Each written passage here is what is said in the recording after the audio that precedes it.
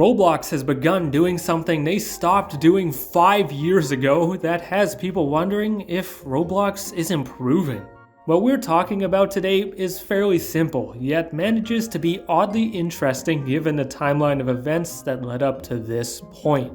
We have to start all the way back in Roblox's metaverse era, an almost eerie time to be a Roblox player thanks to how Roblox operated. One of their plans during that weird phase was to give games and developers the spotlight rather than them being games on Roblox, if you know what I mean. They wanted games to be seen as their own entities rather than a Roblox game, which was a kinda noble thing to do, but it resulted in some big issues. Roblox's main method of achieving that seemed to be taking a hands-off approach to the platform and the community. They actually announced something along those lines at some point, but I don't recall where, and it didn't make much of a splash, although people did talk about it a bit back then. Roblox didn't want to take the spotlight away from games and developers by running things like events, instead taking a backseat to let the community run things instead. They wanted Roblox to be in the background, and games and devs to be at the forefront, kinda like how Steam or Ready Player One's Oasis are seen. Unfortunately, Roblox's choice to go hands-off led to them basically abandoning the community and halting any interaction with us.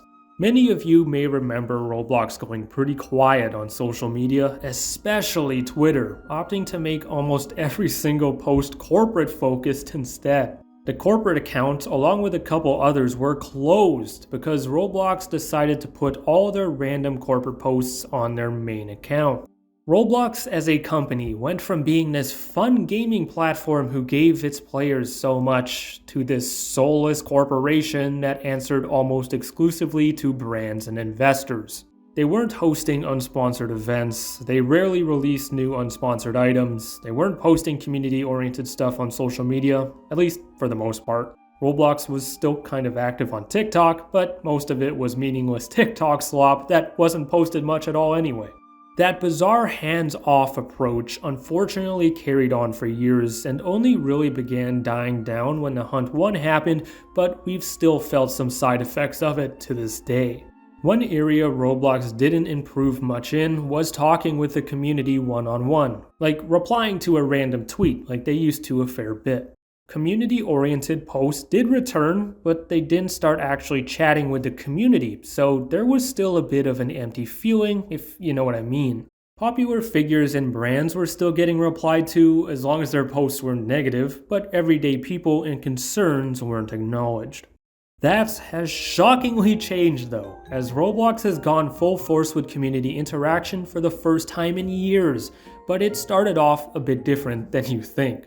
On October 1st, Roblox dropped the unrated game update, closing any game that didn't have one of those age ratings assigned from doing the rating questionnaire. Since this covered old games, a lot of developers aren't around to do the questionnaire, so a ton of classics got closed and people took to Twitter to voice their opinions. That's when the Roblox account began replying to backlash and concern and apparently passing along some game closures to employees who could reopen them. If you want to see how far Roblox's Twitter person went, they even replied to me twice, and I think we can all recognize that Roblox probably doesn't like me. One of the games I mentioned was Classic Crossroads, owned by Roblox, and it got quickly fixed after Roblox replied to me. Whether or not my tweet resulted in it returning isn't known, but it looks like our complaints did result in it and others making quick returns, which was wild to see. Not only did Roblox's Twitter person start talking with random people, including me, they were forwarding things we said to other employees who got stuff done. For the first time in a super long time, and maybe ever, Roblox is publicly interacting with criticisms and concerns on social media and actually addressing them. Thankfully, the community interaction didn't end there and has carried on a ton to the point where I think we're actually getting more than ever before. I genuinely don't think we've ever seen this much community engagement from the company ever, especially when it results in positive change on the platform itself.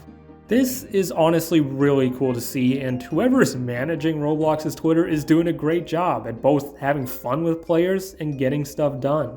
Now, some people do think Roblox is simply trying to cover for their horrendous PR disasters recently by acting really nice with the community. That is a fair assumption, because Roblox does need to get some favorable PR, especially with all these problems spawning from them banning Schlep. There's this belief that Roblox brought in some random social media person to talk to the community within the last month or so just to gain good PR. Well, although that sounds very likely, that's actually far from the case, and we actually had a single day of community interaction before Roblox had to temporarily halt it. On August 7th, 2025, the official Roblox Twitter account began interacting the way it is now, when it let some random person know they were looking into a glitch. This thread of tweets was highly unusual and made it look like someone new had been given the green light to have way more fun and be more interactive with followers. Then, the very next day, on August 8th, 2025, Schlep was banned and hit with a cease and desist, and we all know the chaos that followed that.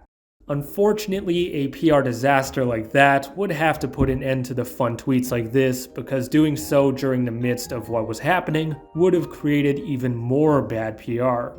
We would have seen it as out of touch and ignorant, so Roblox seemingly and understandably called it off a single day after it began. Believe it or not, Roblox's return to community interaction, stronger than ever before apparently, isn't a reaction to bad PR spawning from the Schlep ban. It began a single day before Schlep was banned, and a month following the conclusion of the Teddy situation, which by then wasn't a major PR issue for Roblox. Maybe it was in response to the Teddy discourse, but who knows. All we know is that it has resulted in a huge step in the right direction.